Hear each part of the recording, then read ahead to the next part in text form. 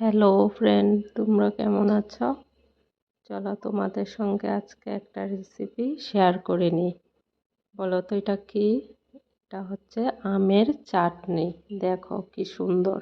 এই রেসিপিটা তোমাদের সঙ্গে আজকে শেয়ার করে নিই। দেখো এখানে 2টা আম নিয়েছি, আর আমগুলি এখন আমি ধুয়ে কেটে নেব।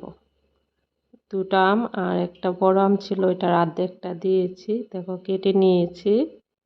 কেটে একবার ধুয়ে কেটেছি, আবার এখন ধুয়ে নেব আমগুলি।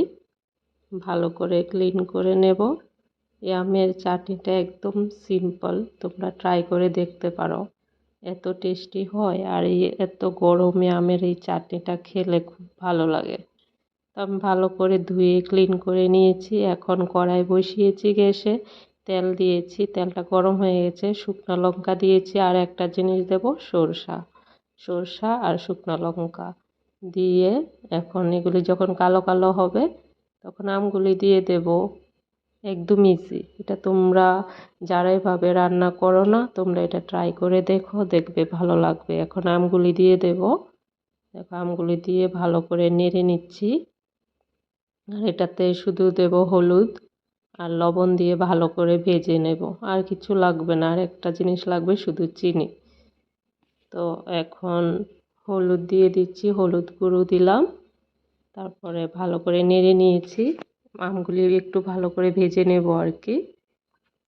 আর তোমাদের কার কার ভালো লাগে খেতে আমের চাটনি বলবে।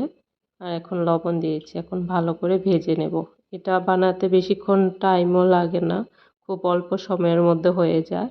দেখো ভালো করে ভেজে নিচ্ছি। সরষাগুলি কালো কালো হয়েছে, তাহলে টেস্টি হয় খেতে। ভালো করে ভেজে নিচ্ছি। ভাজা হলেই জল দিয়ে দেবো, আর কিচ্ছু লাগবে না, আর চিনি লাগবে। দেখো ভাজা হয়ে গেছে, এখন জল দিয়ে দিয়েছি। জলটা একটু বেশি দেব, কারণ আমগুলি সেদ্ধ হবে।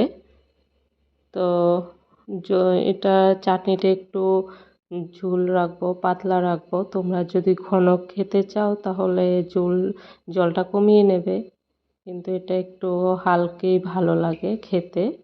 দেখো আমগুলি যখন সেদ্ধ হবে তখন চিনিটা দেব আর কি, চিনিটা একটু পরে দেব। তো এখন ভালো করে সেদ্ধ হবে। দেখো কালারটা কি সুন্দর হয়েছে। দেখো এখানে চিনি নিয়েছি প্রথমে 6 চামচ, তারপরে মোট 9 চামচ দিয়েছি চিনি, ছোটো চামচগুলি দিয়ে। এই চামচটা না, ছোটো চামচগুলি দিয়ে। আর কয়েকটা আম ভেঙে দিয়েছি। এখন চিনিগুলি দিয়ে দেব।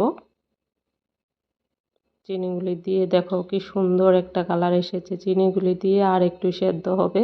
জলটা যখন কমে যাবে তারপরেই নামিয়ে নেব। রেডি হয়ে গেছে।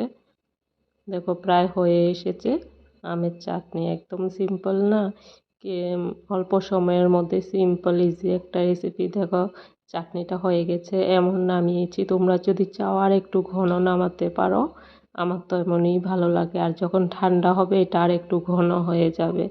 বাড়িতে কোনো গেস্ট আসলে তোমরা এটা বানিয়ে ট্রাই করতে পারো। দেখো কি সুন্দর কালার হয়েছে, আর খেতে এত টেস্টি। আমার তো এটা ফেভারিট আমের চাটনি, আর আমড়ার চাটনি আমার খুব ফেভারিট। দেখো কি সুন্দর একটা কালারেই না এসেছে। যখন ঠান্ডা হবে কালারটা আরও সুন্দর হয়ে যায়। তোমরা যারা মিষ্টি খেতে বেশি ভালোবাসো তাহলে আর একটু বেশি করে চিনি দিলেই পারবে। দেখো রেডি হয়ে গেছে। তোমাদের যদি আমার রেসিপিটা ভালো লাগে তাহলে ট্রাই করে দেখবে, আর ভালো লাগলে লাইক কমেন্ট শেয়ার করে দেবে। আজকের জন্য টাটা, বাই বাই।